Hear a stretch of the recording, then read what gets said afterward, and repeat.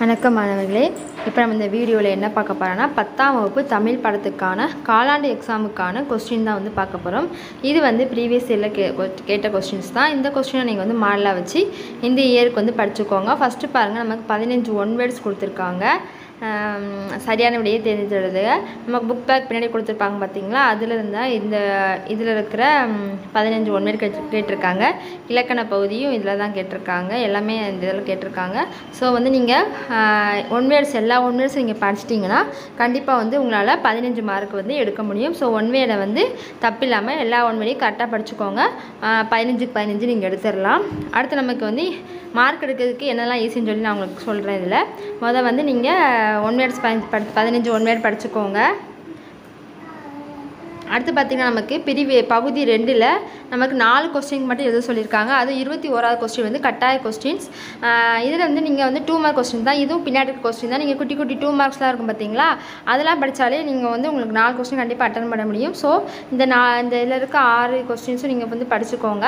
அது 21வது வந்து கட்டாய வினா. ஸோ வந்து இது என்னென்னா திருக்குறள் கேட்டிருக்காங்க. கட்டாய வினாலும் திருக்குறள் கேட்டிருக்காங்க. அதனால திருக்குறள் எல்லாம் படிச்சுக்கோங்க. இதிலே நமக்கு வந்து 4 கொஸ்டினில் 8 மார்க் கிடச்சிரும். அடுத்து பார்த்திங்கன்னா வேணும் 5, இதே அது மாதிரி 2 மார்க்கு தான். இதுவும் நீங்கள் படிச்சிட்டிங்கன்னா இதில் ஒரு 10 மார்க் வந்து கிடச்சிரும். இது வந்து நமக்கு ஈஸி தான். பின்னாடி நமக்கு மதிப்பீடில் கொடுத்துருப்பாங்களா அந்த இது. அதுக்கடுத்து இது பாருங்கள், ரொம்ப ஈஸி. நமக்கு மேலே பேரா கொடுத்து அதுலேருந்து 3 கொஸ்டின் எழுத சொல்லியிருக்காங்க. நீங்கள் அந்த பேரா வாசி பார்த்து நீங்கள் அதற்கோட ஆன்சர் எதுனாலே போதும். அதுலேருந்து உங்களுக்கு மார்க் வந்து ஈஸியாக கிடச்சிரும். அடுத்து பாருங்கள், இதுவும் நமக்கு புக் பேக் பின்னாடி 30ஆம் கொஸ்டின் 31ஆவது கொஸ்டின் புக் பேக் பின்னாடி கொஸ்டின் தான். அடுத்து பிரிவு 2ல் பாருங்கள், அதே மாதிரி 2 கொஸ்டின் எழுத சொல்லியிருக்காங்க. அதுக்கடுத்து 34வது வந்து கட்டாய வினா எழுத சொல்லியிருக்காங்க. இதில் வந்து பாருங்கள், இது பாடல். இதுலேயும் வந்து நமக்கு வந்து கட்டாய வினால பாடல் கேட்டிருக்காங்க. ஸோ நீங்கள் மனப்பாட பாடல், குறள், திருக்குறளை நல்லா படிச்சுக்கோங்க. அதுலேருந்து நமக்கு மார்க் வந்துடும். இந்த 1 மார்க் 2 மார்க் மனப்பாட பாடல் இதெல்லாம் படித்தாலும் நமக்கு வந்து ஈஸியாக வந்து மார்க் கிடச்சிடும். அடுத்து பார்த்திங்கன்னா அழகீட்டு வாய்ப்பாடு இருக்குது பார்த்திங்களா, அதுவும் ரொம்ப இம்பார்ட்டன்ட். கண்டிப்பாக ஒரு அழகீட்டு வாய்ப்பாடு வரும். ஸோ அழகீட்டு வாய்ப்பாடு நல்லா படிச்சுக்கோங்க.